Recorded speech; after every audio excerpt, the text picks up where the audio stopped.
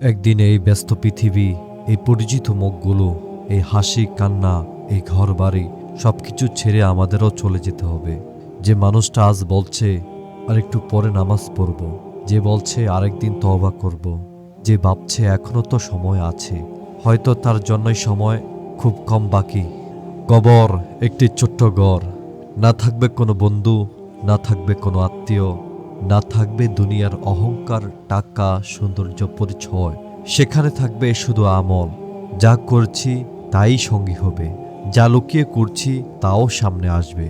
যে চোখে হারাম দেখেছি, যে জিহ্বায় কষ্ট দিয়েছি, যে হৃদয়কে গুনাহ কালো করেছি, সবকিছুর হিসাব একদিন দিতে হবে। কত মানুষ ছিল যারা আমাদের মতো স্বপ্ন দেখত, পরিকল্পনা করত, ভবিষ্যৎ গড়ার কথা ভাবত।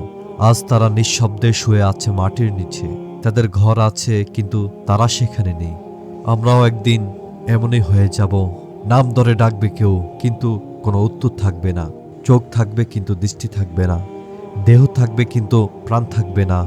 তাই এখনো সময় আছে, ফিরে আসো আল্লাহর দিকে। ভেঙ্গে পড়া হৃদয় নিয়ে বলো, হে আল্লাহ, আমি ভুল করেছি, আপনি আমাকে মাফ করুন। কারণ কবরের অন্ধকারে শুধু আল্লাহর রহমতই হবে সবচেয়ে বড় আলো। দুনিয়া ক্ষণিকের, কবর সত্য, আখিরাত চিরস্থায়ী। আজ একটু কেঁদে তওবা করো, যাতে কাল কবর তোমার জন্য ভয় না হয়, শান্তির বাগান হয়ে যায়। যে মৃত্যু স্মরণ করে সে দুনিয়ার মোহে কম ডুবে যায়।